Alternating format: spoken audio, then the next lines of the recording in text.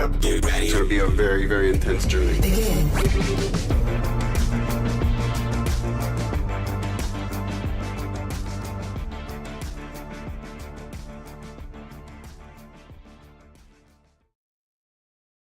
What's going on, everybody, and welcome to episode 157 of Frame Skip.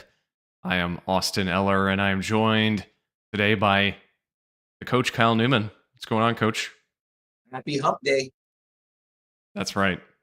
Happy Speaking of humps, Seth. What the fuck is that supposed to mean? Seth's Lake House, we're also joined by. What's going on, Seth? And like a Humpty Dumpty, or I got a lot of humps? What is this? We'll leave it up to your imagination. All right, man. What's up, Seth? Doing good. I'm doing pretty good. Okay. Were you offended? I'm thrown off base. I'm not offended. I'm taken aback. I'm aghast, actually. I like that. Aghast. Okay. That's a good one. It's a huge vocabulary word for you. For what? For a huge vocabulary word for what? For a guy like me? Is that what That's you're right. gonna say? That's right. We got Savage Austin tonight on the podcast. Yeah. George isn't here, so somebody's got to rail on everybody else. Yeah. Normally George is the one that's railing on everybody, and he's not here, so it's somebody else's turn tonight. But what's going on, guys? It's good to be here. We've had a fun week in gaming with the Game Awards, which we're certainly going to get into. But Seth, it's been a while since you've been on, I think, right? I can't remember the last time you were on. Maybe 2 or 3 episodes ago. We've been recording so infrequently. I was here last Friday though when you were streaming. That's right. Yeah, Coach and I played some Gears 5, which I want to talk about. How did you feel about that, Austin? How did you feel about our playthrough? Yeah, so we can just get into it now. Yeah. What we played, maybe 2 hours, 2.5 hours, something like that. It's hard because I don't want to necessarily give the game a fair opinion necessarily because we were so focused. At least me, I was focused as well. Chatting with Seth and George.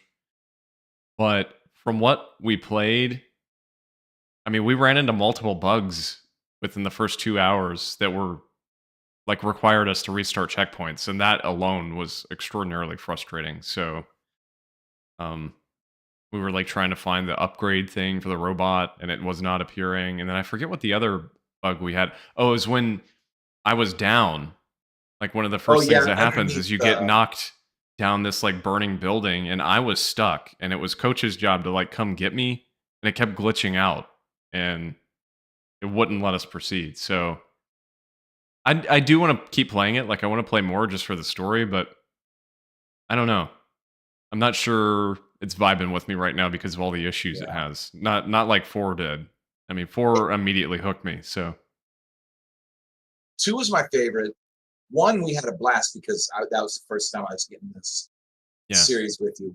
But it just felt like, what are we doing here? What's going on here? And then you had that 30 minutes where we were learning how to navigate the little secret dugout that we were in, right? And I'm just no, this ain't Gears, man. Gears is just balls to the wall, just hammer aliens' heads off. Yeah. So we'll see. We need to play some more this holiday season. We need to get through it because I think it's only 10 or 11 hours from what I was reading, so it's not super long. Okay. But I don't know. It has me, frankly, after playing that first couple hours, and again, I don't want to give a full scope of the game because we're not fully into it, but it has me a little worried for their next game. Just because it's not performing properly, and the game's been out for years at this point. So, but yeah, I agree. The level design was kind of rough, and I don't know. We'll see. What the stuff we did at the end, the gunplay, was pretty good. Right. So, band like Aerosmith, you ask any long-term fan, what is the best? When was their best music? It was in the 70s. Right? 80s were good, but then after the 90s, it was all about radio hits, right? Right. That's kind of like what Coalition, right? Or like the Gear series. What were the best games? The early ones, right? True. When it was on all about Monster drinks or Mountain Dew, Hell yeah. Dorito chips, and Xbox, right? Yeah. That's when it was at its height, and even though we played it many years later, playing it still was like it was awesome. But yeah, and we still I don't feel that with this. No, and we still played it. Admittedly, Coach, I can't remember exactly when we played it, but it was probably like what 2018, 2017. Let's see.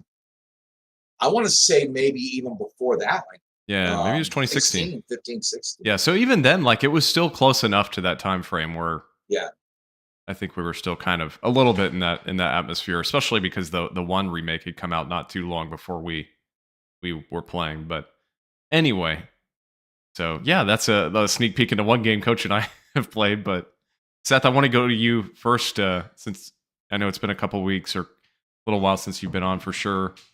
Compared to Coach and I, what have you been up to? I just been sucking off Mass Effect, dude. I've been having a blast with it. Yep. I haven't played through the Mass Effect games since my original playthroughs, which ended in 2012, and I started going through them again a few years ago, and I beat Mass Effect 1, and then they announced the Legendary Edition was coming out, and I was like, wow, damn. And I just never really got around to it, and I finally decided I was going to play them. I don't really know why. I just got a hunkering for Mass Effect, and I played through the first one, and I don't think the first one holds up very well. I think it's very annoying. I really didn't enjoy playing the first one at all, but that also could have been because I've played through it so much. I've played through the first Mass Effect like probably 4 or 5 times. So it could have been that as well. I did beat Mass Effect 2 like last week, and I loved pretty much every second of the game. I think Mass Effect 2 is a perfect game. I really do.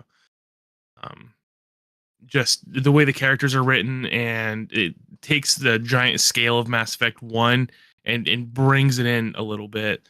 But the world still feels big, and just it's much more dialogue heavy, story heavy game. And I think it's really great. And then I'm about probably halfway through Mass Effect 3 now, and I'm enjoying myself. It's not as good as Mass Effect 2, but this was the one that I haven't touched at all since I played it the first time. And it was such a controversial game, and I remember walking away from Mass Effect 3 feeling very positive about it and really enjoying it, and not even realizing there was controversy surrounding the game until after I beat it. So I thought it'd be more interesting with all a decade plus in between games, and looking back on it after I beat it. So that's where I'm at now. I'm playing as a Paragon, and I'm actually trying to complete like all the side quests and do everything, because I think if I remember correctly back then, I pretty much streamlined the story in Mass Effect 3 and didn't really do any side content. So I forgot Jessica Chobot is a character in this. Did you? What a weird thing. Yeah, what a weird thing that was. Yeah. And that wasn't the last thing of note she ever did, too. Like, after Mass Effect 3, she kind of just disappeared. Yeah. Really weird. I don't know what she's doing these days, to be honest with you. I'm pretty sure I still follow her from like 10 years ago, but I don't ever see her post anything. So I don't know. Probably it's so weird. Fans. She popped up and I was like, oh my God, I forgot that she had a character in Mass Effect. And she's like they like force you to do it, to run into her too. I guess she kind of paved the way for Alana Pierce in Cyberpunk. Yeah. Because that's like the only other instance I can think of where like somebody that worked at IGN has been in a big game like that. So what about the other girl, the blonde hair? Naomi Kyle. Yeah. Kyle. Did she I don't think she's been in anything. No. I don't know what she does these days either. She did good when she did her little quick updates. Remember, she would do those updates. I enjoyed those. Those were rather good. Yeah, those are good. So it was a daily fix, right? Yeah. Yep. Seth, did you play the? Oh, for sure. Yeah, everything's really changed with them. Turd. Did you play the DLC for 2, Seth? Yeah. You played all of it? I played the Shadow Broker, and there's another DLC called I think it's Overlord. Okay. And I played through half that, and I was like, this sucks. So then I stopped doing it. But I did the DLC characters, and I did the Shadow Broker, and the Shadow Broker is like a phenomenal DLC. Nice. But Overlord is like a very lame, very boring. Like you're going and collecting samples and stuff. It wasn't up my alley. So I let that go. Yeah, I think I told you the other day, as far as I can remember, I don't think I ever played any of the DLC at all in the entire series. I think I just played vanilla all the way through. So I think there's some pretty good DLC in 3 from what I remember hearing. Yeah, I never played the DLC for 3 because it does one of my cardinal sins in games, which is they release DLC after the game is completed that takes place halfway through the story. Really pisses me off when they do that. I cannot stand that because, like, you already know the fates of all these characters. You already know how the story is going to go.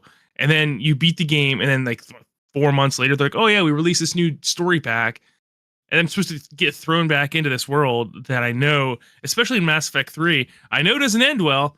So I'm like, it's kind of hard to care about any of this stuff. So, is there? I don't want to spoil it for Coach because he's obviously never played the series. But is there a certain ending you're trying to go for? I'm trying to remember what they were and which one I got, but I don't know. The whole ending of 3, like, it never bothered me personally. The original. It didn't bother me either. Not when I first played it.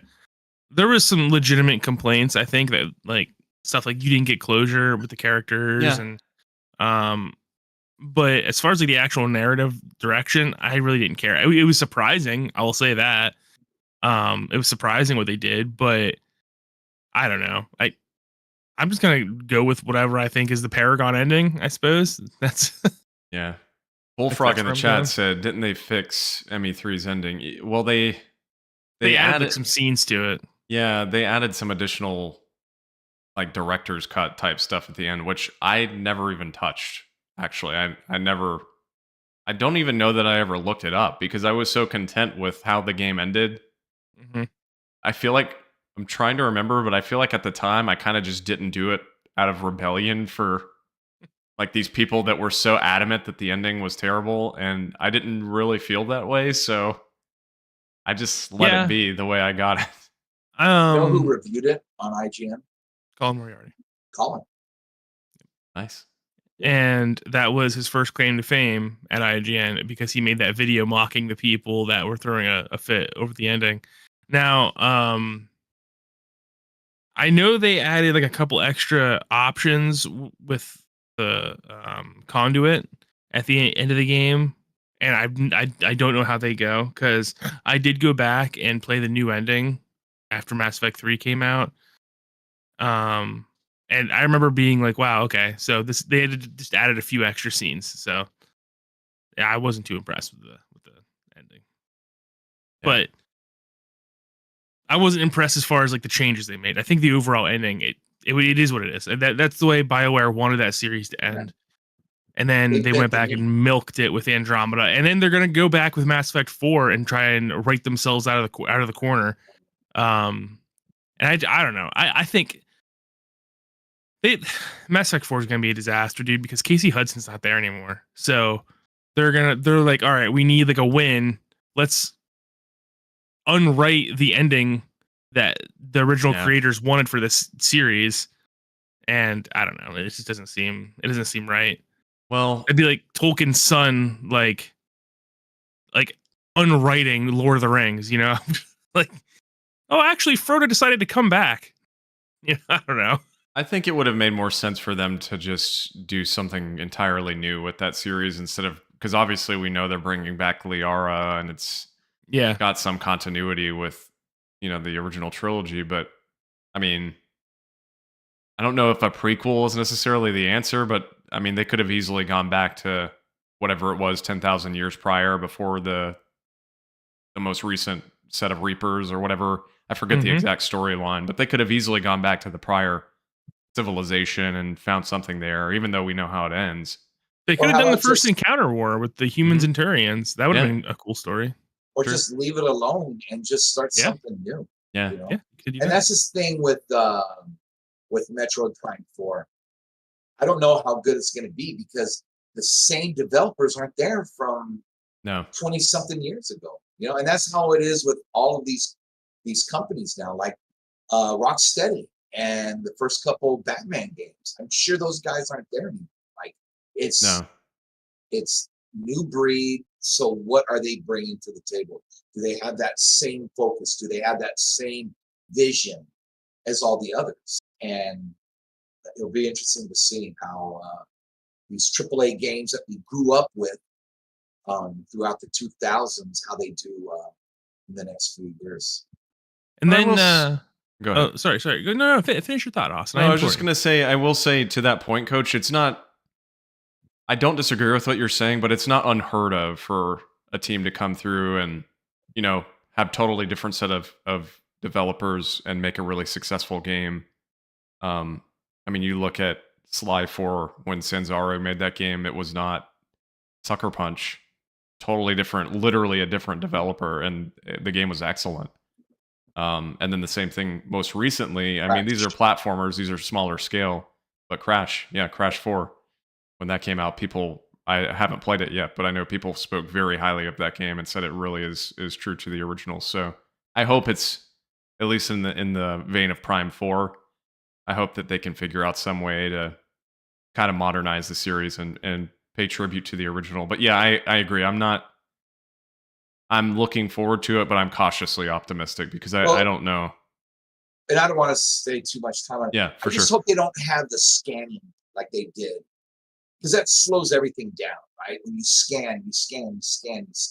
I get it. It's not like a first-person shooter. It's more of a first-person adventure, right? But that was like some monotonous shit.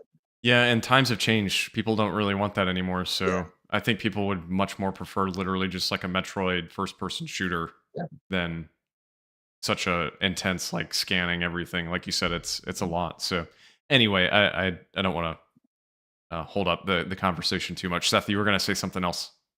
Oh, I was going to say, then after I watched the Game Awards, I started a New Game Plus playthrough of The Witcher 3. Because that got me kind of excited to play through that again, because I've never played through that either. Mass Effect 3 and The Witcher 3 were two games where I put them down and I was like, all right, that was my experience. That was my playthrough. I'm never going to touch them again. And I never wanted to be honest. I played through The Witcher 3 DLC expansions, which I think to this date are the best expansions that's ever been made for video games. And that was the last I touched it, and I decided to reinstall it, and I started New Game Plus, and I'm having a blast with it. The game is just as good as the day it came out, and they put an update for the new generation of consoles, and my God, does that game scale well, because it looks like it could have released yesterday. It looks phenomenal. The game is truly timeless, I think, and then, so me and Caitlin decided we're going to get married on October 5th. We're getting married at the Ren Fair. And so we went there the other day and checked it out. So I was kind of in a Ren Fair mood. And I started rewatching all the Lord of the Rings extended editions. And I was getting hungry for Lord of the Rings, you know? So I started playing Shadow of War again. And I never beat Shadow of War. I barely played it. But I forgot how fun these games were, and I wanted to ask you, Coach, have you ever played these games? Have you ever played Shadow of Mordor?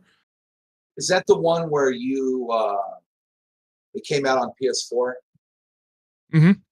I did a little bit, but it was just it was different because what was the mechanic with the captains of when you the Nemesis system? Yes, I was gonna say I was gonna recommend you this game because it's from WB and it plays exactly like the Arkham games. It's got the exact same combat system as the Arkham series, and I didn't realize that until I was playing it today, and I was like, oh wow, this is literally like Arkham Knight, but in Lord of the Rings setting. It's pretty neat. Especially even the way like he crouches and sneaks up and does the sneak kills and stuff like that. They're really good games. They're people don't talk about them much. And I think Shadow of War was kind of unneeded. I don't think it tells a necessarily great story, but the Nemesis system really carries that series, and they're really fun. I think the first one has a pretty good story, but the sequel felt unnecessary and and a little. It seems like it came out of nowhere, but I do think they're both fun games to play, and I really enjoyed the first one, and so far I'm enjoying the second one too. The first one, dude, I loved that game when it came out. I think I have the platinum in it actually, and it was excellent. But I never played the second one. I never touched it because it just kind of came out and like nobody talked about it. It just appeared and went away. So, but I still heard it was good. It just didn't really seem to gain attention, really. So, did it have microtransactions in it? They had I feel like a couple I remember DLC that. packs. Because I think that was like the days before games had a lot of microtransactions. So I remember some negative publicity about it. I want to say they had like there was a controversy with like XP boosts or something. Maybe. But I'm just seeing 6 years ago. I remember some controversy. 6 years ago, microtransactions have been completely removed from Middle-earth: Shadows of War. So yeah. And then I think likewise, Bullfrog in the chat says, didn't they get sued for a bunch of the mechanics being similar to other games? I don't think so. Did they? I don't think there was a lawsuit. There may have been. I don't remember that, but I do remember a controversy because of like Talion's diving and climbing. It is exactly like Assassin's Creed. It is shockingly similar to it. I remember the Assassin's Creed one of the Assassin's Creed developers was like, I know my own animations when I see them. So, yeah, but I mean, fuck it. It's really good. The game is really fun. No, he's looking at something. Oh, there he is. So, the only thing I can quickly find is, which I don't even remember this. Apparently, Warner Brothers entered a settlement with the FTC after they literally did like under the table payments to YouTubers like PewDiePie to promote Shadow of War and did not disclose that they had made those payments, which is obviously against the law. So this was from 2016. But I'm not seeing anything specifically about the mechanics, but I do vaguely remember that. So yeah.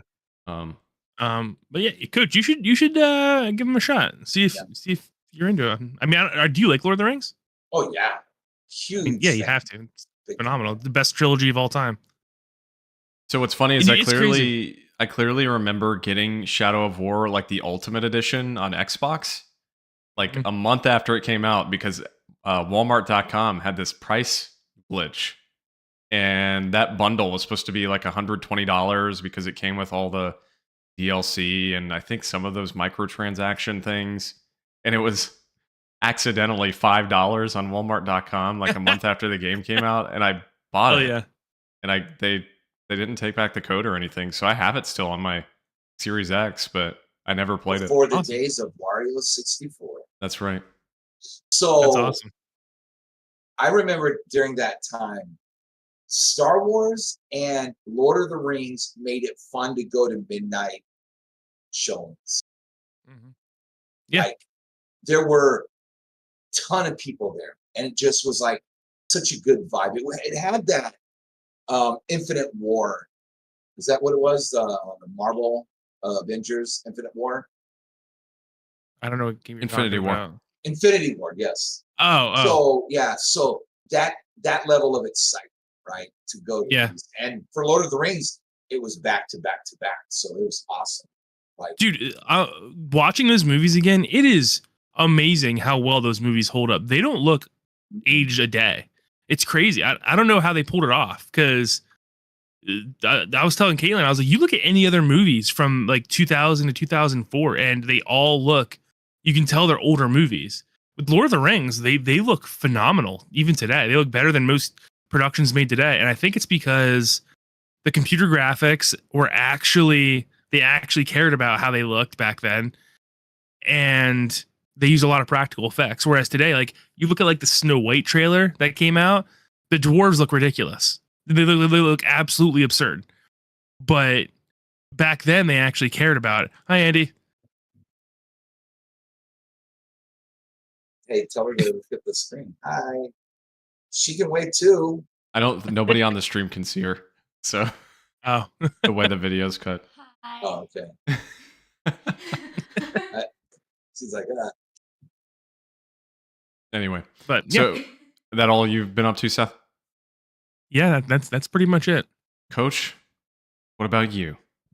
I've been real busy, so my gaming has been kind of minute.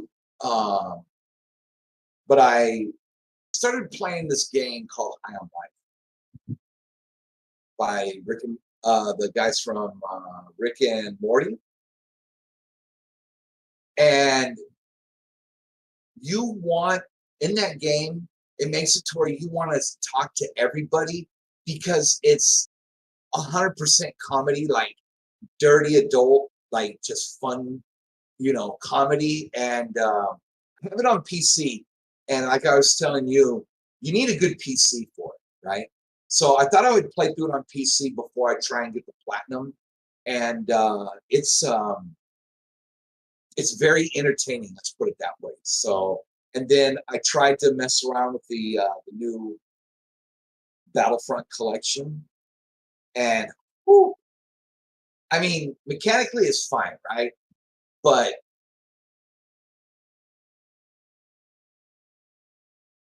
I mean, how do I put it this way? The first section, the first game, Battlefront 1 or whatever, it's broken up into like just like if you were playing online, right? Where you have the kills rate and stuff, Right. know, and but you're not playing online, right? It's just, it feels really weird. And I can see why people can't stand that game because it's not true to what it used to be. Dude, I know we've talked about this, but I don't think Aspire is necessarily a bad team. Like they've clearly had some decent ports. The pod racing port was pretty good. The bounty hunter one that just came out not too long ago was pretty good, and they did a lot of upgrades to it, but it's like they have some hits and then some deep misses.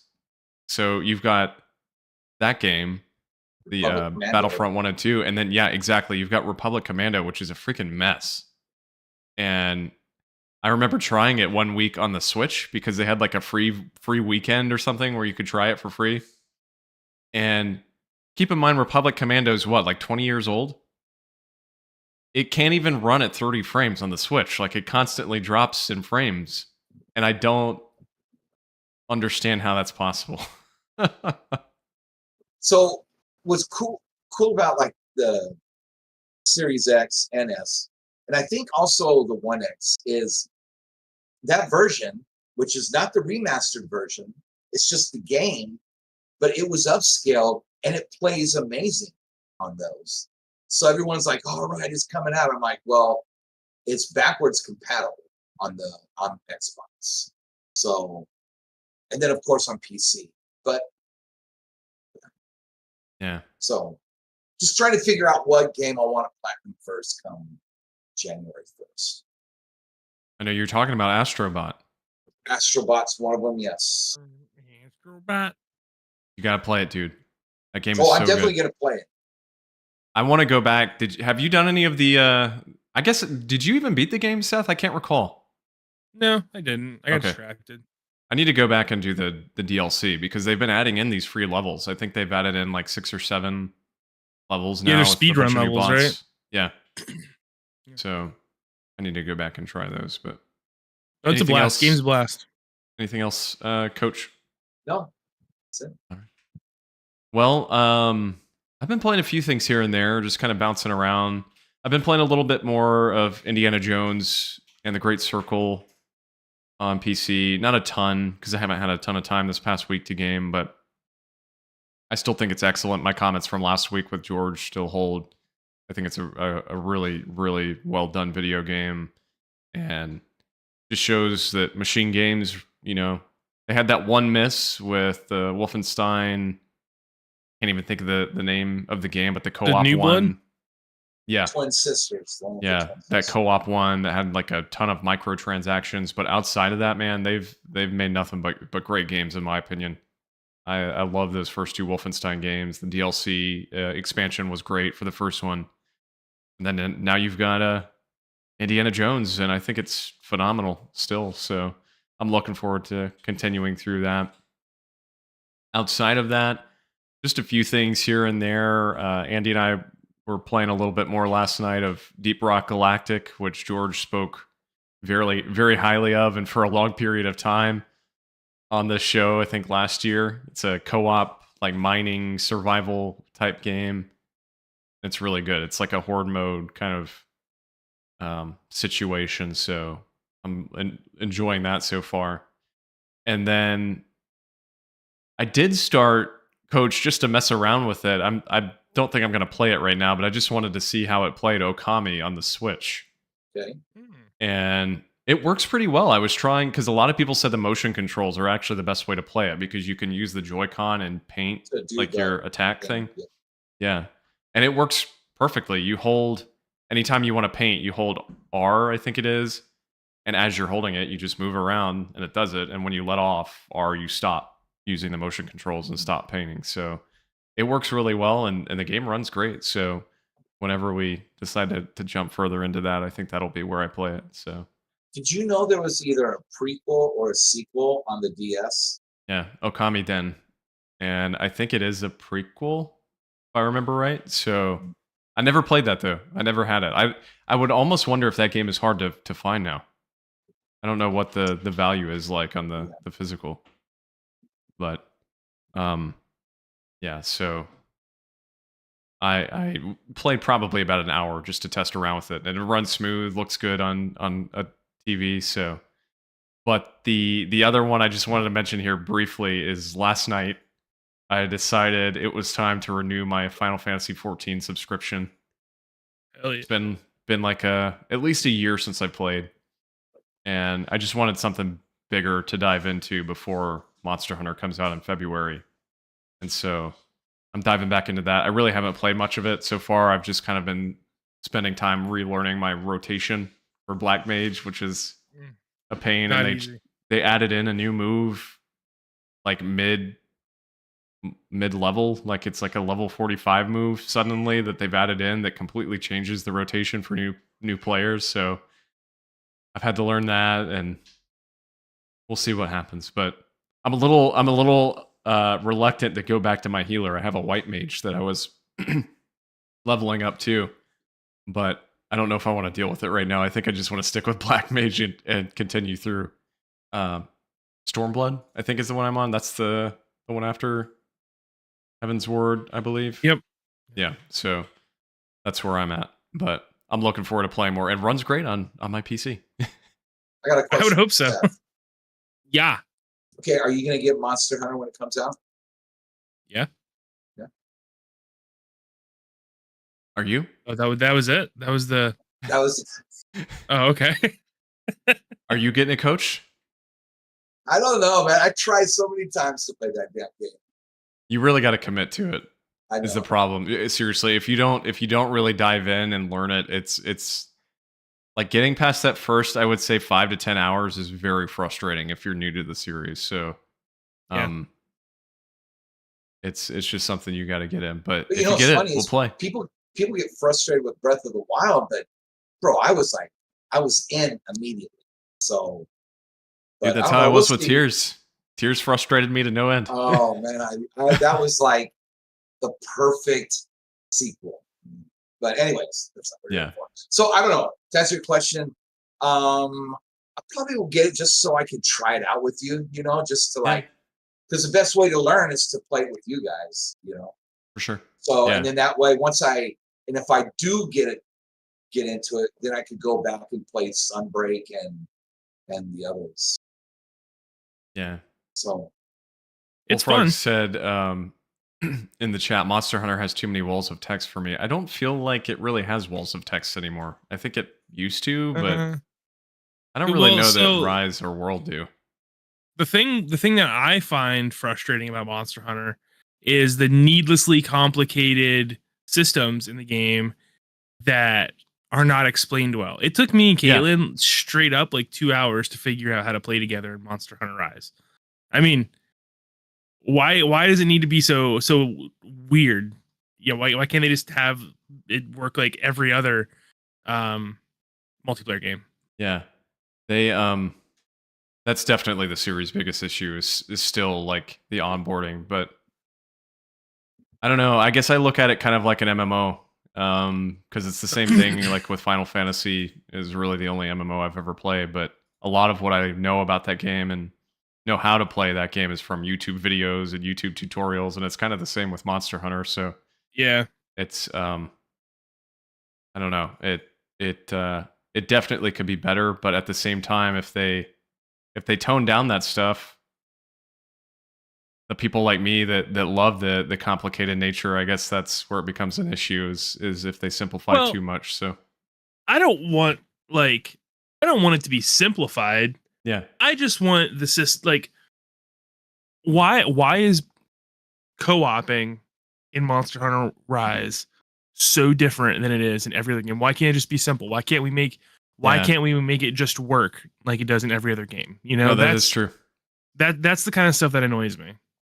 So You know who is freaking phenomenal at that game? Well, not Monster Hunter Rise, but what's the one that was on World. World and Iceborne? Joe Valley. Oh yeah, dude, he's all over that game. No, his 7-year-old son, bro. I went to their house one time, and there he is just playing, and he, wanted me to sit with him, and he's showing me how, and I'm like, how is it that this 7-year-old can just go through and destroy? Like, he is just tearing it up. Like, he had it all memorized. He's talking, like, and he's still like just owning these monsters. And I was just like, that's impressive. When you when you feel it's your game, you just go hard. Like David Goggins, stay hard. You just gotta learn the weapons, and you gotta realize it's not a hack and slash game, in my opinion. Yeah, it really is. I mean, it would be like the same thing for me, I'm sure, if I suddenly tried to start playing a fighting game. Like, I just have never figured those games out. But deep down, it's because I've never committed myself to them and learned how to play them. I think Monster Hunter, which I get, like, it's not for everybody, but it is so complicated that you really do have to sit there and learn it. I mean, it's like learning a foreign language in a way. And again, I think really the best comparison you can make is an MMO. In different ways, I think it's more gameplay focused in World and Rise, with all the different moves weapons can do and what they mean and when to use them and that sort of thing. It kind of is like a fighting game in ways at times. So, but to your point, Seth, I don't disagree that the actual systems themselves are overly complicated. Actually, Wild has some weird thing with, at least it was this way in the beta.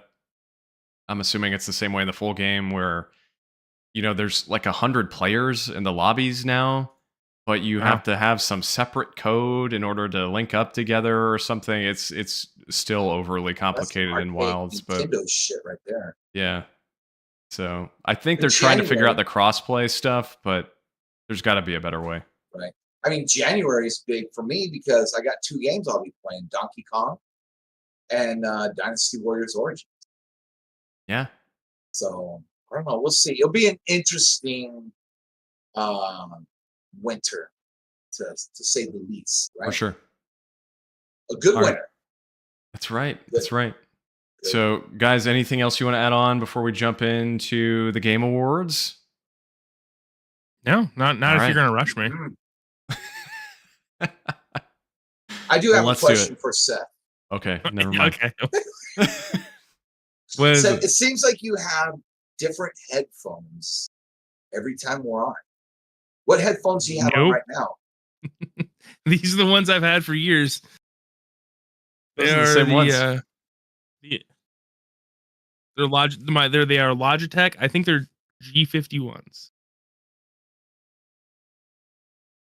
They're wireless? No, they're wired. Oh, okay.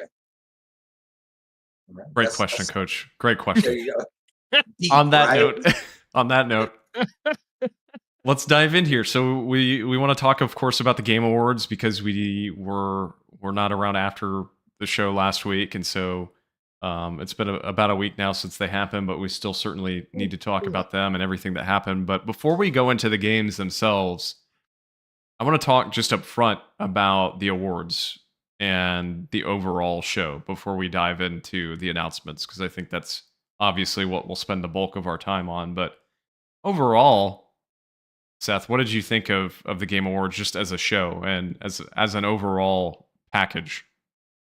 I thought it was a really good show. I've been very critical of the Game Awards and how I have thought that in all the previous years, it was a slog to sit through and not fun at all. And the only reason I watched it this year was because I had literally nothing else to do. I did not intend on watching it. If anybody had asked me to do anything, I would have not watched it. I mean, you would have given me any excuse and I would have done anything else. But I was pleasantly surprised. I thought the show was way more entertaining than previous years. I thought it was a well-paced. I thought that everything was great. I still wish they would cut out the musical numbers. I don't understand why we insist on having concerts at the Game Awards. Why is Snoop Dogg up there rapping? Does anyone even care about Snoop Dogg anymore? I think so. Yo, double G. No one cares. And you know what's funny about that too is apparently, if it was going around that the people in the front were told they had to stand up and cheer for Snoop Dogg. Like they didn't do it because they wanted to. They were told they had to stand up and cheer for Snoop Dogg. And it's like, all right. Because if you have to tell someone to cheer, then you probably shouldn't have them there in the first place. Yeah, but I'm sure in all like awards shows when someone comes on, they're like required.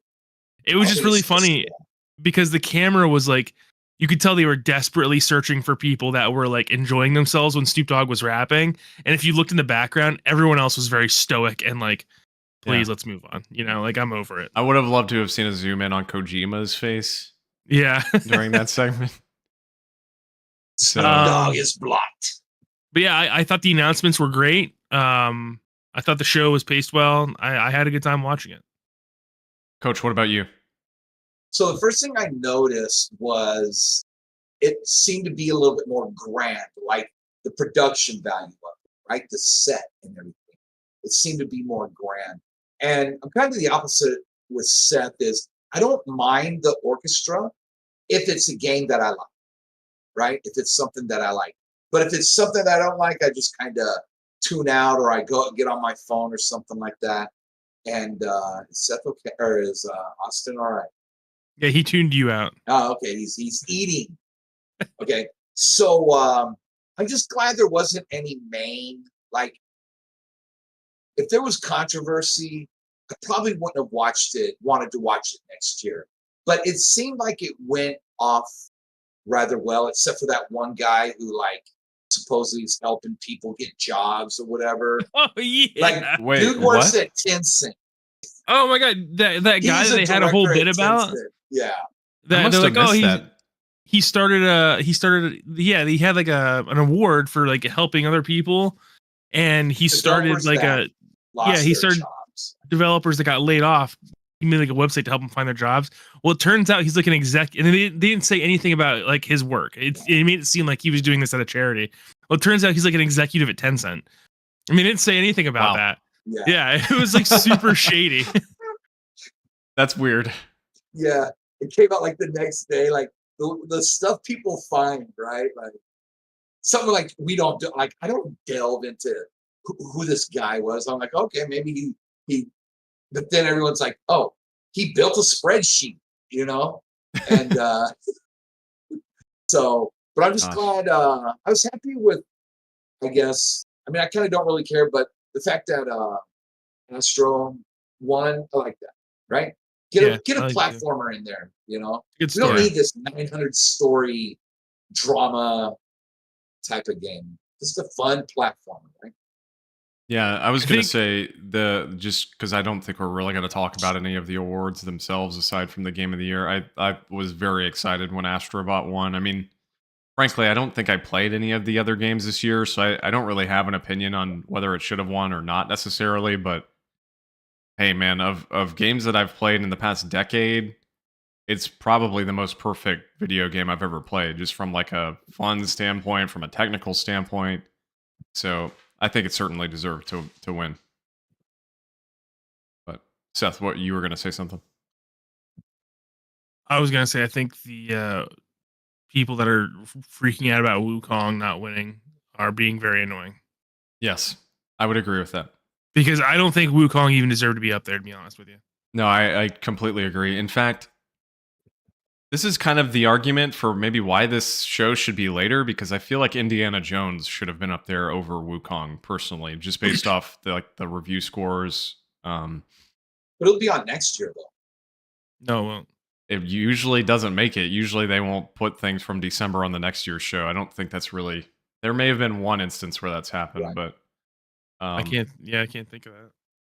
Either way, though, frankly, with all the games coming out in 2025, I bet there's going to be better games out there. But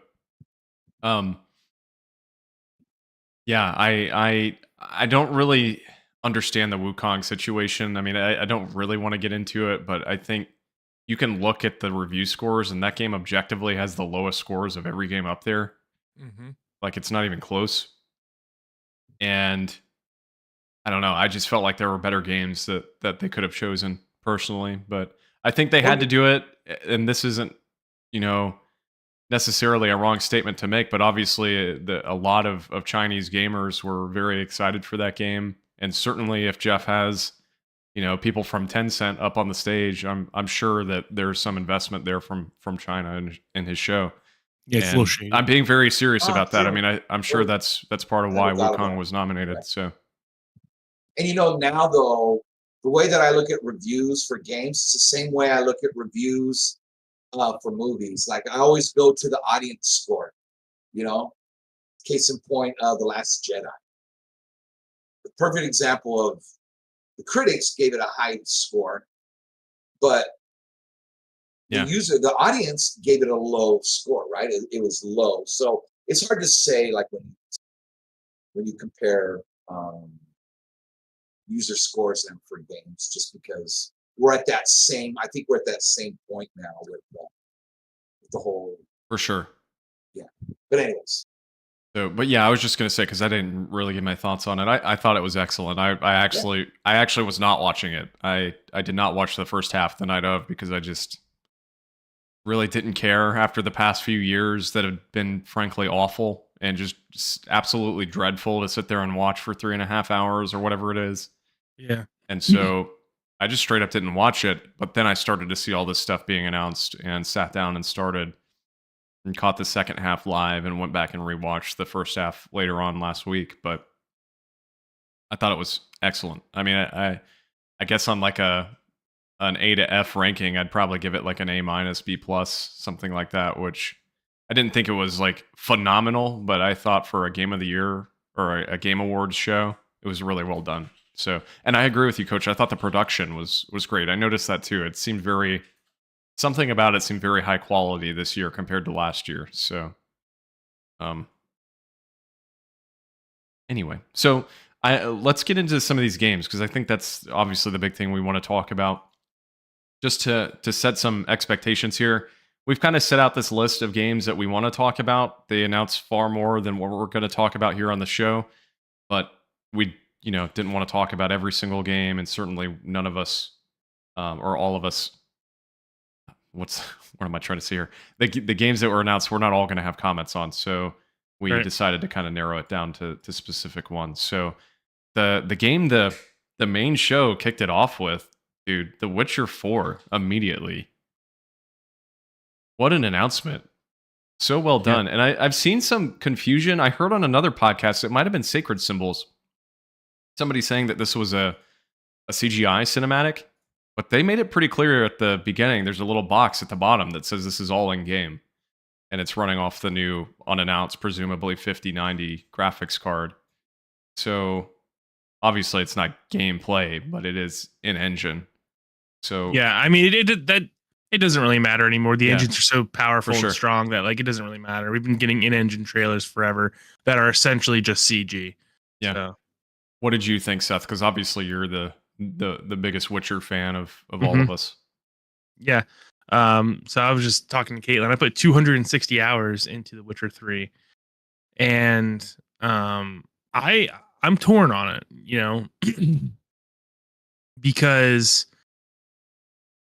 on one hand, I have been a CD Projekt Red fan forever. You know, I played The Witcher 1, and I was the one, you know, hyping up The Witcher 3 because they released updates to The Witcher 2 pretty much right until the release of Witcher 3. They kept adding new content and stuff, and CD Projekt Red has always, up until Cyberpunk, treated their fans extremely well and listened to their people and changed the game according to what the recommendations of the people were.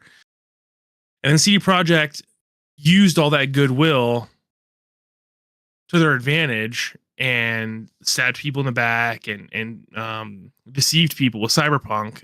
And I have a hard time getting excited when I know that that's the kind of company they are now. You know, I guess a lot of people left after The Witcher 3. And I was looking into it, and it seems like, you know, the typical situation of a lot of developers leaving a studio, sort of like the BioWare situation. On the other hand, I do love The Witcher. I've been a longtime fan of the series. I'm a big fan of Ciri. People that are mad that Ciri is the main protagonist, I truly don't believe have played the games. The Witcher 3 was always set up to be Geralt's retirement party. They literally have him retiring in the Blood and Wine expansion.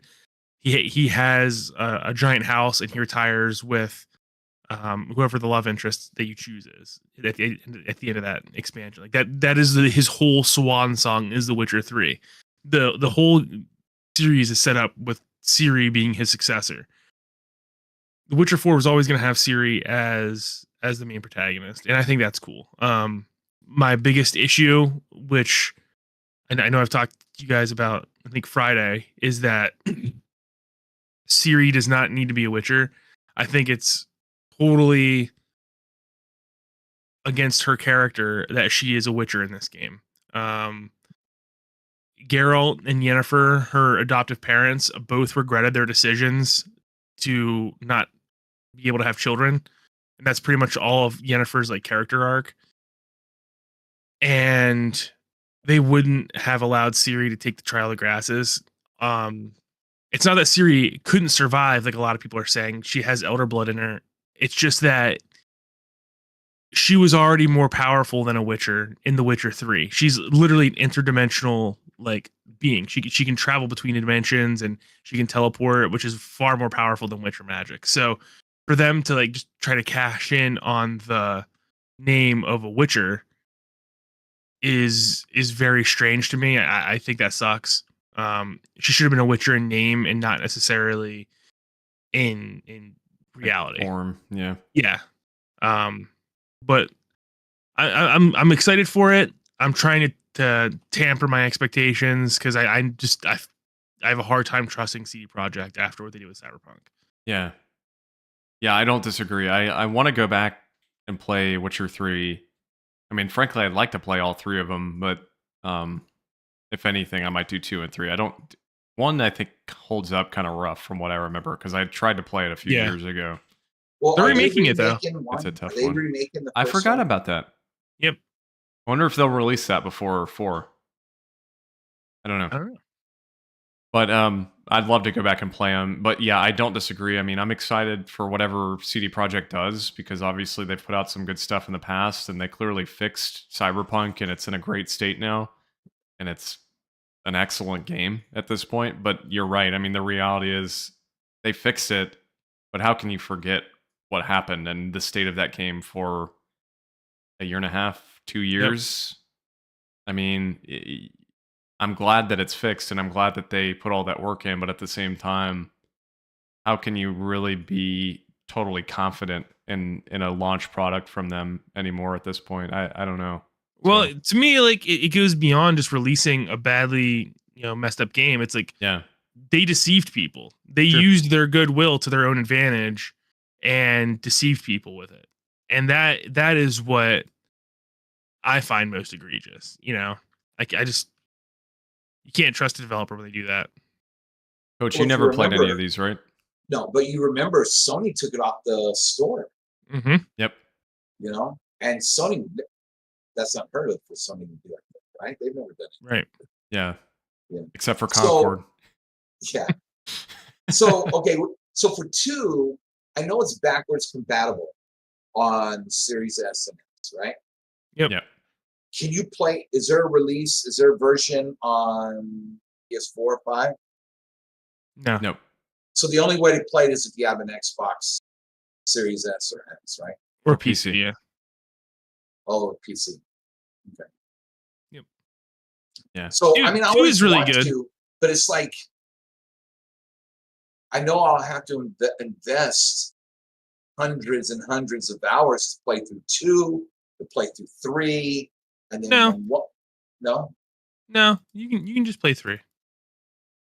but You're that's me- not what you said like 10 years ago. Or when it came out. You're like, no, you gotta, That was you gotta before. play 2. You got to read all the damn books and the comics and. Well, I never read the and book, listen to so I all the definitely didn't say that. podcasts and- I read the first 2 books. They're great. Yeah, I heard they're Really good. I just want to shout out an absolute legend that just entered our chat. Vatsal Patel has just Hey! commented. Wow, He said, "What's up, guys? Good to hear from you, Yeah, Vatsal. buddy. It's been a while." that's a name I haven't heard. Yeah.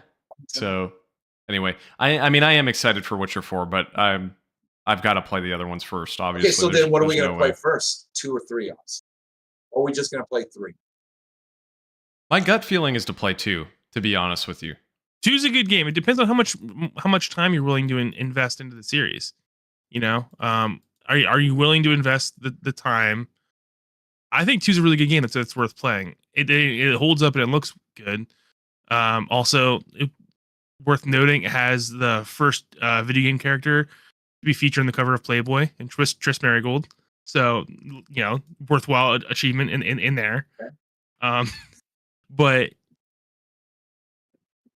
I think it depends on how much time you're willing to invest in it. I think if you look at how long to beat, my gut tells me The Witcher 3, 70 hours. Let's see. Yeah. I I feel like I got to be pretty close. For main story, it says 51. Main plus sides 103. So But what about the DLC for it? They're like 40 hours long, aren't they? The Yeah, the DLCs are 30? big. Yeah, DLCs It's- are big. They're like extra continents. and it's then like Witcher a whole nother game.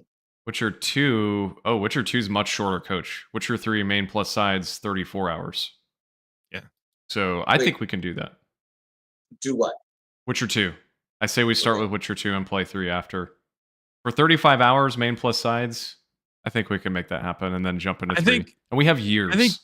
Yeah, I mean, So I think playing The Witcher 2 is it's a worthwhile game, like I said, and I think it will get you into these characters in the world enough to play 3. But I think you can also, if you're not feeling it, you can also just jump into 3. yeah, that's actually what Vatsal just asked, was if you can go directly in. And yeah, I know you can. You can. You're like you I can said, certainly you're just gonna, look up backstory on YouTube, watch like the what happened in Witcher 1 and 2 videos. So, Mhm. but Coach, and you may know more about this, Seth, as far as what carries over. But there is, just like Mass Effect, a save transfer from Witcher 2 to 3. I don't know if it transfers like decisions or anything though.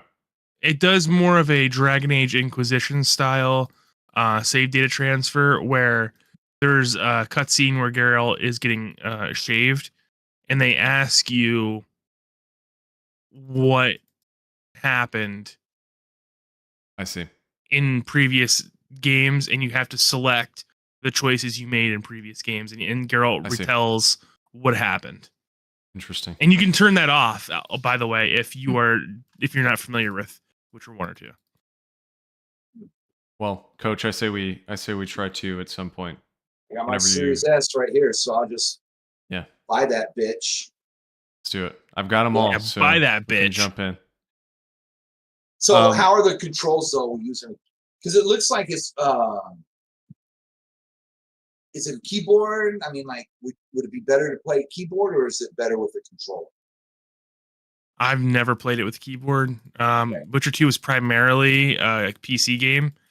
That's how these games started. I would assume that it plays fine either way because I played the Witcher series with a controller, except for the Witcher 1, 2 decades ago.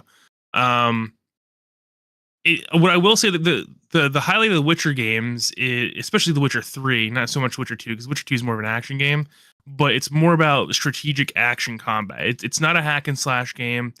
It's okay. I got to find the weakness of this particular type of monster, and I'm gonna coat my blade in oil, and I'm gonna use the right magic spell that it's weak to. Because that's what the Witchers do. The thing that makes the Witchers special isn't just the mutations; it's their knowledge of the monsters in the world around them and how they're able to use that. Because their whole thing is they're expert monster hunters. So, yeah, just like Joel Valley's 7-year-old son. Yeah, just like Joel Valley's 7-year-old son. So there's that. The next big game to talk about here. I don't know. I think you played Elden Ring, Seth, but Coach and I did not. Was Elden Ring Night Rain was the next game or next big game they announced, I should say. Because again, just to reiterate, we're not going through every single game they announced, but it's this new kind of co-op focused Elden Ring game. It is not Elden Ring 2, but more of kind of like a standalone multiplayer focused Elden Ring game. It's 1 to 3 players, and I don't know if this is true, but I read something earlier that kind of set me off, claiming that you can't play the game with 2 players. You either have to play it single player or with 3 players, which is like Triforce Heroes on 3DS, which is why I never played it, because I never had a third person to play that game with. So, again, Seth, I think since you're the only one here that's played Elden Ring, what do you think about this one? It doesn't look like Elden Ring. That was my takeaway from it. It looks a lot faster and more actiony than Elden Ring. Other than that, I think it looks cool. What I think is really interesting is, according to people that are more into the series, in the trailer there was a Dark Souls 3 boss. So apparently they're using more of their catalog of bosses than they had previously, which I think is a pretty neat thing. But I think it makes sense. People really dug the co-op element to Elden Ring, and to make a game out of that with the assets that you already have, it makes a lot of sense. I like it. It looks, and it's beautiful too. Yeah, I think it's a really good idea. I just wish that you could have 2 people. I don't. They need to change that. I doubt they will, because it's FromSoft and they'll do whatever they want. But I find that a very odd decision. So that's one thing I respect about them, though, is that that's true. They make what they want, and they don't care what you think. They stand their ground. Yeah. So, but I've always wanted a full FromSoft game that is just fully co-op. Like, I hope whatever, hypothetically Bloodborne 2 or whatever, I hope it's something you can easily play through the whole game 2-player. I know you can play those games co-op, but you have to have items and, consumables in order to do so, and you get kicked out after beating a boss, and there's all this complicated stuff to it. So I'd love to see just a full 2-player Elden Ring 2 or whatever without those consumables, but I doubt they'll do that. They'll probably stick with what they have. Yeah. So it does look good, though. I still need to play Elden Ring. That's a game that I added to my Steam wish list after I built this computer, because I really do want to play it. Really, the only Souls game I ever played was Bloodborne, and I loved it. I bought that Demon Souls remake on PS5 when I bought mine, but I don't even think I touched it. So, at some point, Elden Ring. Yeah, Coach, do you have any interest in Souls games, Coach? Yeah, I've been playing a lot of them on very easy difficulty. Well, there's no difficulties. I know. I love the fact that people complain and they want From Software to change that and make different difficulties. Like, how do you do that? Like, but you want them to bend the knee to you? Like, They want what they call game journalist get mode. good. Wait, say that again? They don't want an easy mode. They want a mode that should be called game journalist mode. Yeah. And if they want that, Seth, what they can also add in is an end credit scene about an hour into the game. That way they can say they beat it. So yeah. This next one, I don't know how you guys feel about this. I never played The Last Guardian, but I freaking love Shadow of the Colossus. Fumito Ueda announced his new game, Project Robot is all it's called right now. He's with Gen Design. He used to be with Team Eco back in the PS2 days, and I guess with PS4 with Last Guardian, but it looks essentially like kind of like a Shadow of the Colossus type thing. Like you're climbing up this mech, which is new for him. He's never made a sci-fi game before. But just the whole vibe of this trailer got me. I'm already really excited for this. Yeah, it looks interesting. Based off how the trailer portrays everything. But I will. I need to go take a look at it. Give me Gurren Lagann vibes, because Gurren Lagann has a mech with a detachable head. Yeah. But I don't like it. I don't like this director. I should say I don't like his games. They're not for me. I get it. And after everything that happened with Last Guardian 2, I mean, there was so much confusion with that game. I need to go back and play it because I actually heard it is pretty good now, like getting away from all the nonsense around the launch of it. But I love Shadow of the Colossus. Didn't they say? Mm-hmm. Yeah, it was in development for like a decade. Yeah. So wow, that was the was it E3? That was like the E3 of Dreams when they announced that game, and was it Shenmue or Final Fantasy that was at that one? Or no, it was Kingdom Hearts 3 maybe? I thought The Last Guardian was announced in like 2006. Yeah, but if you remember, it disappeared for like an extended amount of time, and then it eventually came back like in 2014 or something like that at an E3. Colin and Greg kept talking about it. Like they wouldn't let it die. That was the E3. I think it was Kingdom Hearts 3 and Shenmue 3. Those were all three like revealed at that E3, and everybody lost their minds. So, but yeah, I'm really excited for this. I mean, who knows what it'll look like in the grand scheme of things, but I love Shadow of the Colossus, so I'd love to see more. Outer Worlds 2, new from Obsidian. Obviously, they had already announced this game, but they came out and said it's coming out next year, which is interesting to me because, of course, they've also got Avowed coming. So they've got two big RPGs, a Elder Scrolls style RPG, and like 2 months that game comes out? Is it really that soon? It's like February, first week of February. I could be wrong. Wow. I wasn't aware. Hold on, I'm going to look it up to confirm. But they've got that coming out, and then now, presumably, if it doesn't get delayed, Outer Wilds or Outer Worlds 2 sometime later in the year. Yeah, it's February 13th is Avowed. Wow. So like 2 weeks before Monster Hunter. Wow. But did you guys ever play the first Outer Worlds? It's kind of like a Fallout-esque game. I really enjoyed it. You got I enjoyed a bit of it. Good press, right? Yeah. Yeah. Yeah, I enjoy the game. I liked it a lot. I thought the characters were really well done and the gameplay was really good. Mm-hmm.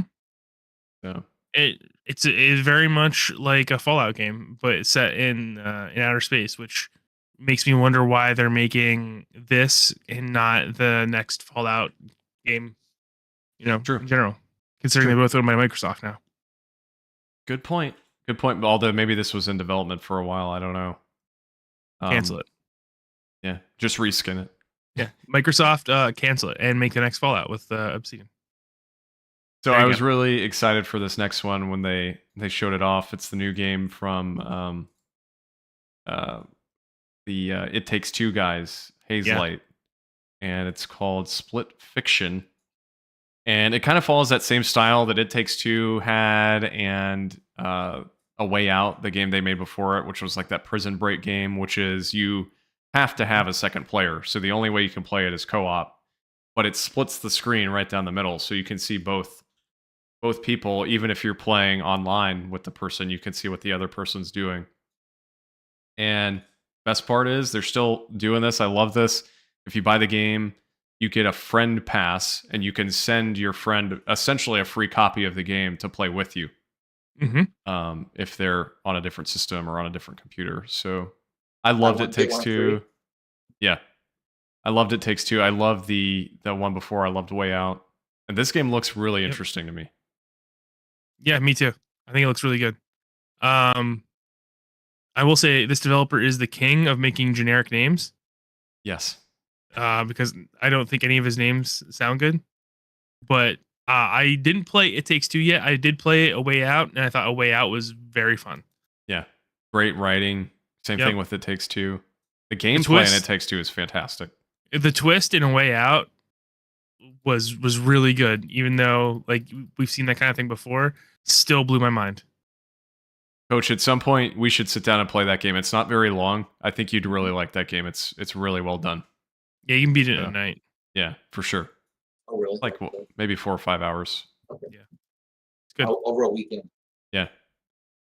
So yeah, in this game, I love the concept of it, where it's like one person is a fantasy writer and the other person's a sci-fi writer. So the levels will go back and forth between fantasy worlds and sci-fi worlds. I think that's really innovative, something we really haven't seen before. So I'm excited to see what they do with it. And that's another one that's soon. This game had not been announced before the Game Awards, and it's, I think, also February. Oh, really? I didn't know that. Yeah. So let me confirm the exact date. It is... Oh, I'm sorry. March. Still pretty close. March 6th. So, yeah. Cool. Borderlands 4 has been announced, but we got our first look at gameplay at the show, and I just wanted to bring this up because does anyone still care about Borderlands? That's really what I wanted to ask.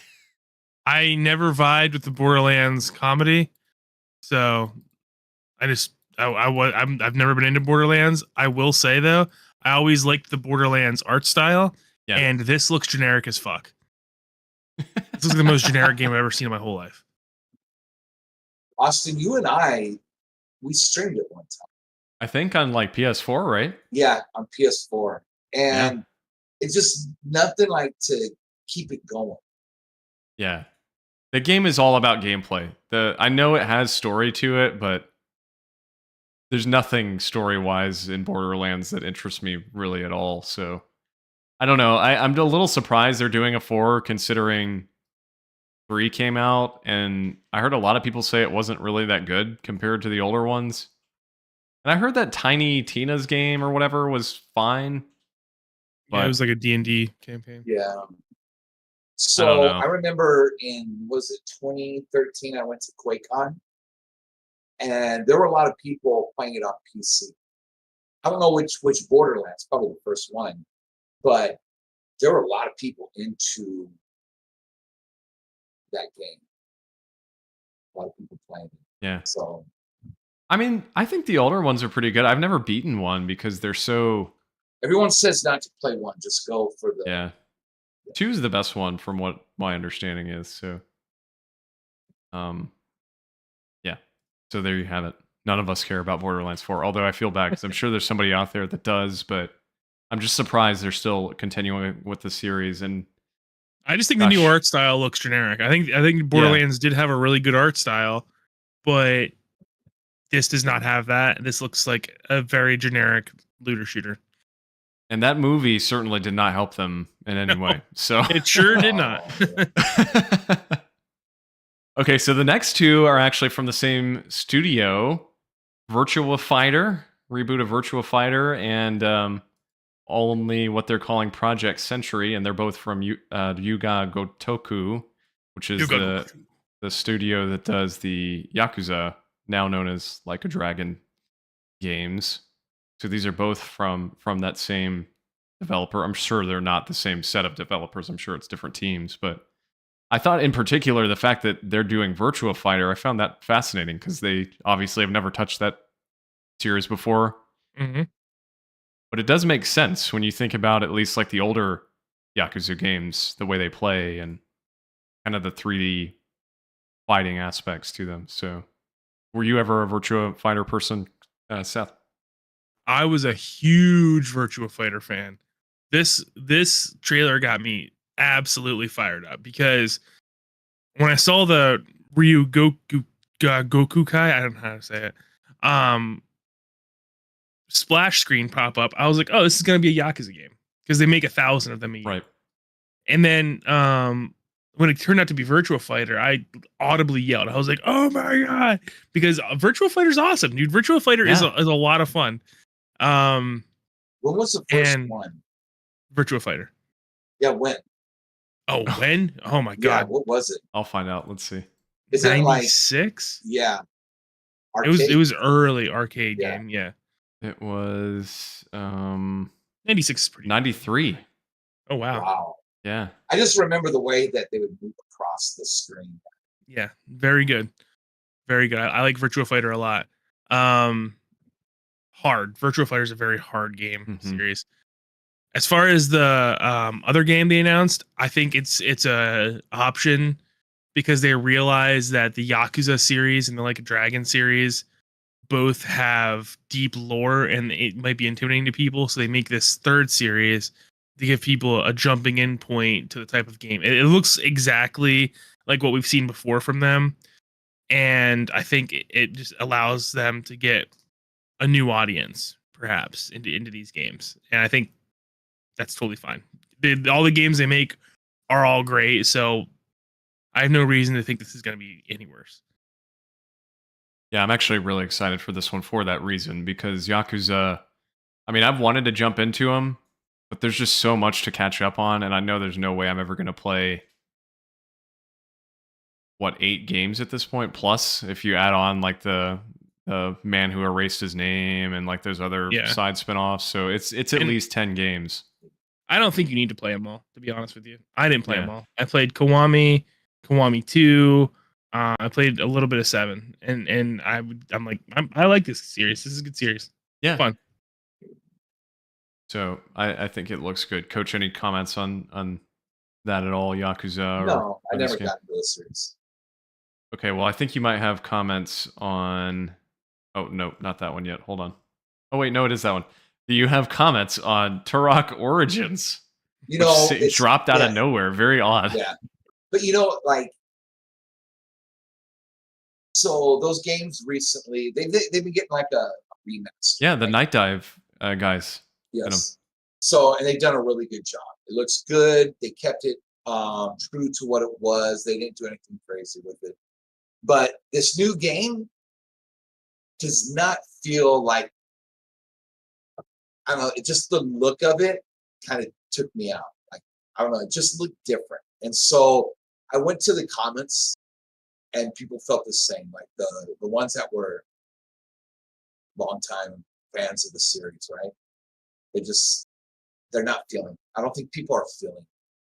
I just don't know why they changed why make it third person? Like Turok is known to be a first person shooter, kind of in the style of Doom or Quake or whatever, and they suddenly change it to third person after it's been gone for,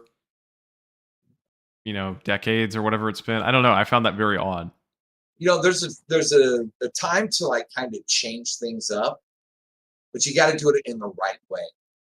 So this could be a change where it kind of just destroys a company, right? Where it just falls flat. We'll see what happens. We'll see. Did it give? I'm trying to think of it. Did it give a 2025 release date? I think. Yeah, I'm trying to remember. So, but I was interested in that just to see how it's going to play out. Based off what I'm looking at, they didn't give a date, so it's just unannounced at the moment. But I mean, I don't think it looks terrible. I think the gameplay looks pretty decent. It's just weird to make a change like that. Frankly, I never played the originals, but I'd love to go back and play those new upgrades from Night Dive at some point. So, did you ever play these games, Seth? Mm-mm. I missed them. Well, the next one took me by surprise, but this is again another series I've never played, and that is Onimusha. They announced Way of the Sword, which is the first game in that franchise in quite some time. I want to go back and play them. I was listening to Sacred Symbols this week, and I kind of forgot they ported. Was it the first game they ported to PS4 a few years ago? I forget what it was, but I never played the series. I've always heard good things though, especially the first two. So I never played Onimusha. It's just one of those game series that I missed. So yeah, it's interesting that it just kind of came out of nowhere. I was just checking again, and yeah, Onimusha Warlords was a remaster that dropped in 2018, and that was a remaster of the first game. But aside from that, they had not had a full-on original game in like 20 years almost. So this will be the first one in 2 decades, which is interesting. What kind of game is it? I think it's kind of, I'm not sure because I've never played them, but I think it's kind of a more technical sword fighting game from what I remember. Didn't they have it's a little bit like Ghost of Tsushima? Was there an Onimusha Tactics? I don't know. I think there really was. I could be wrong. So, but I know a lot of people pop for that game, and I'll definitely check it out. I mean, if there's a way to play it without necessarily having knowledge of the previous games, I'd love to try it. So, the final 2 games here, certainly for me, I think the biggest ones. First one, Okami sequel, and guess who's back? Hideki Kamiya, back working with Capcom after like 20 plus years away. Of course, he went on to found Platinum Games after he left, and now has left Platinum and has started his own team, Clovers, which they also announced, which is an homage to his original team at Capcom called Clover. So, pretty cool. I mean, we didn't really see anything. Obviously, it was just like a little CGI trailer announcing that they're working on it, but it's nice to see him back doing this kind of game again. What was the last thing that he put out? Gosh, I guess it would be Bayonetta 3? Did he work on that? I think so. From what I remember, I think he did the Bayonetta games. But I think he did. There was something else that he did. Oh, you remember that game that got scrapped by Xbox? Scalebound. Scalebound. That's what I was thinking of. He came into E3 with those cool looking glasses, like the. And then we didn't hear anything about it. A lot of people wanted that game. Like they're like, well, maybe somebody will buy the rights of it and finish it up. They canceled it out of nowhere. Yeah. For no reason. And it looked great. Yeah. Well, it was really cool. I don't know if it looked great. I don't know. I thought it looked good. But yeah, I just checked to confirm I guess he wasn't the director of Bayonetta 3 and Bayonetta Origins, but he was the supervising director and did work on the plot. So those were the last games he's worked on. And I think one of the first ones he did was, I think, Resident Evil 2. Yep. He was the director of Resident Evil 2. Yep. And he did work on the original Resident Evil as well. It's as a system planner, at least according to Wikipedia. But yeah, he's worked on a lot. I mean, Devil May Cry, of course, he directed. Beautiful Joe, Okami, Bayonetta. So he's done quite a bit. But yeah, I just thought this announcement was really cool. I'm excited to see what they do with it. And about it. Yeah. I guess as soon as I got off Twitter about 4 or 5 years ago. Maybe he blocked you. I don't think I got blocked. I'm not one of the lucky ones. Seth, any comments on Okami sequel? Is the only thing yeah, it was a really weird title screen. I never played Okami. I always wanted to. It was always one of those series that I meant to get around to. Never did. So I'm not the guy to talk about Okami, but I think it's cool it's getting a sequel. Yeah, absolutely. So as I was saying earlier in the show, I'm definitely going to play through it soon. And it's long, Coach. Did you know that? It's like 35 hours long. Something like that, yeah. I didn't realize that. I thought it was maybe 10 to 15. I heard it's very Zelda-like. It is. Yeah, so, which I'm looking forward to. But, okay, so this last one... Oh, go ahead. No, I just said Wolf Link. Oh. This last one definitely, I think, is the most conversational one of every game for sure, just because of all the dialogue going on right now with everything on the internet. But Intergalactic, the Heretic Prophet, the new game from Naughty Dog, kind of came out of nowhere. I don't think it was that surprising in hindsight. In that moment, watching it live, I mean, I absolutely lost it because I just did not know what I was watching. And then I saw that from the makers of Crash Bandicoot, and like, oh, I see. But it's not too surprising. I mean, it's been 4 years since Last of Us 2. They haven't done anything since then, except for Factions, which was canceled. And cool to see, though. There had been rumors going around about the direction of their next game and it possibly being sci-fi. And this trademark actually leaked like a year ago, and I remember hearing about it at the time. But I don't know, man. Like the internet conversation around this game is so toxic, and Well, yeah.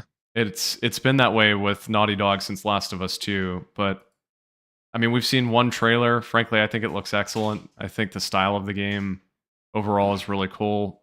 I think the biggest thing that everybody's pointing to, which I do agree with, is clearly we can all agree that the product placement is very odd. Yeah. Really, really like drew my attention. Yeah, I don't really understand like the Porsche and Adidas, and I mean Sony's fine because it's a Sony game, but I don't really know what the deal is there. I'm not really sure. So I'm hoping it's not just constant with that crap. But aside from that, I think the vibe of the trailer was excellent. We've seen movies do this for years, right? Like movies will have different cars in them based on like sponsorships and stuff like that. And Sony might be trying to play that kind of card where it's like, all right, well, let's get these companies to give us some extra cash, help, make the development of the game a little easier. I could see that being a thing. Yeah, it's not unheard of. Actually, if you go back and play the original version of Alan Wake, not the remaster, when you pick up batteries, they're all energizers. And when you look at billboards, there are Verizon wireless billboards everywhere. And there's something else. There was another product placement in that game that was very odd. I can't remember what it was. And then, of course, in Death Stranding, the big one you had was Monster. Norman Reedus would go in his room and he would pick up literally a Monster Energy and start drinking it. That's right. What were you saying, Final Fantasy 15 had Coolman. No, both of you guys froze. You froze again. We're all moving for me. I think it's you that's frozen, Coach. Moving for me, too. Oh, Coach is frozen. How about now?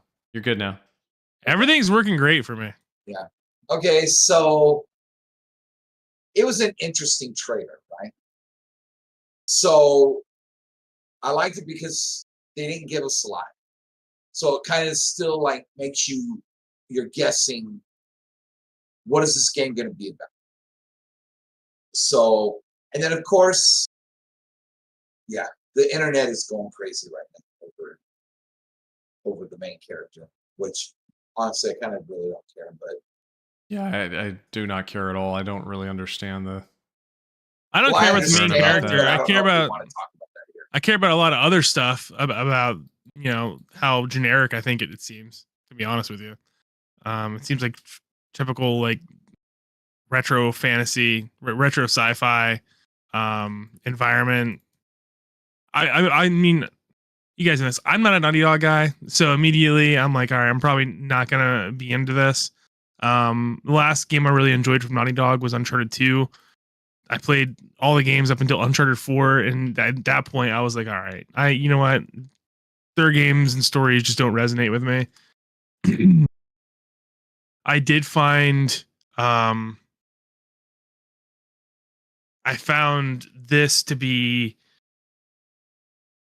too much like Guardians of the Galaxy, down to like her putting in the CD, right? And then them failing to play the Intergalactic song from Beastie Boys somehow. Like, how do you fuck that up? That's a given, but they're just not for me. And I'm just so over this aesthetic of we're gonna have all this 80s stuff in a sci-fi setting. and I just think it's really boring. The character's ugly, yeah, whatever. Like you guys said, I don't really care about that, but there was nothing there, in my opinion, that made the game seem interesting. So, because of that, I thought the I'm out. most interesting thing of the whole trailer was that it's been in development since 2020.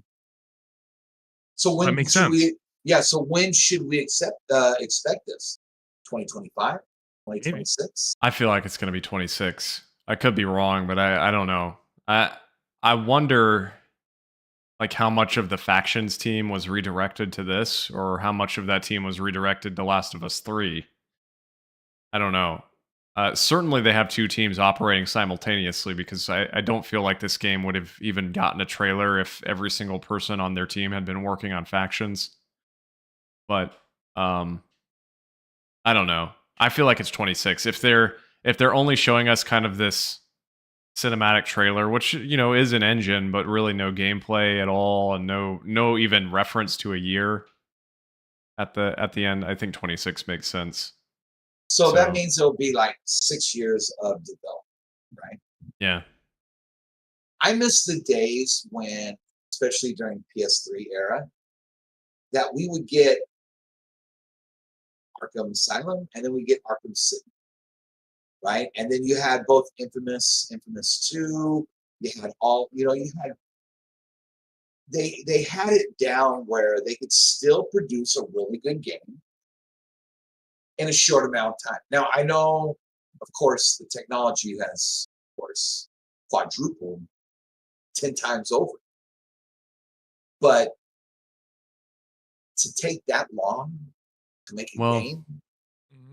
I don't disagree at all. It's so frustrating to see games take 4, 5, 6 years to release, especially when they're, obviously this isn't the case with this one, but when it's like a direct sequel. I think the most recent one that I found so frustrating was God of War, because it was 4 years between the original and 2, and it was literally like a direct story continuation. And to wait 4 years for the story to pick up, I don't know.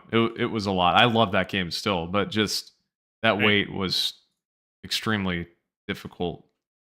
But I was looking back just out of curiosity at Naughty Dog's development kind of timeline, and you can just see, like, visually looking at this timeline right now, how much they've slowed down. And it's not a Naughty Dog issue, it's an industry issue of all these games, the development becoming bloated and so high budget compared to where we used to be. But you look at The Last of Us in 2013. 3 years later, you had Uncharted 4. 1 year later, you had Uncharted: The Lost Legacy. And then you go 3 years from Last of Us Part 2, and now presumably like 5 to 6 years from Last of Us Part 2 to Intergalactic. So, I don't know, man. It is frustrating. I wish we would get games from big developers like this on a more consistent basis and not so all over the place. But I don't know. Well, I'm looking forward to it. Look at the most recent Assassin's Creed, right? It's not, I don't even know if I consider that a AAA game. But it's at Shadows? that level, huh? Mirage? The new one coming out? Shadows? Mirage. The one that released. It was originally a DLC. Oh, was it really? Mm-hmm. They expanded it into making it a whole game. Okay. So you can still put stuff out like that, and people will buy it. I don't know how well it did, but I know that people bought it, and people were excited because it seemed like they're going back to old, the second Assassin's Creed, that old Brotherhood, that time frame, right? Mm-hmm. So I don't know. I mean, think of Tears of the Kingdom. What was that, 6 years? Yeah, that was a long freaking time. 6 damn hell ass years between those two, right? And look at you had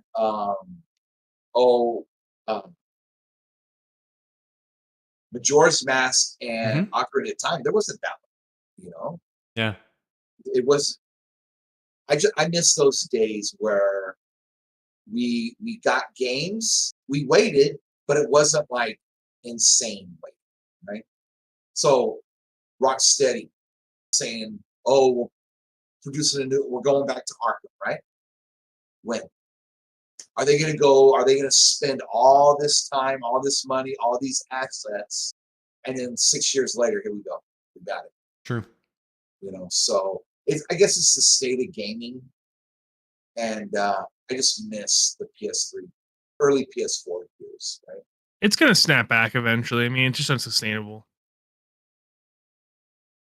Yeah, and I just have to say, this is slightly on topic, but slightly unrelated. When PS5 was announced, one of the big things they announced at that time was Unreal Engine 5, and they were talking about how it was going to speed up development and it was going to make things so much faster for people. I just want to say, because I don't think I've ever brought this up on the podcast, that engine is terrible. Yeah. It's absolutely awful. It has so many issues.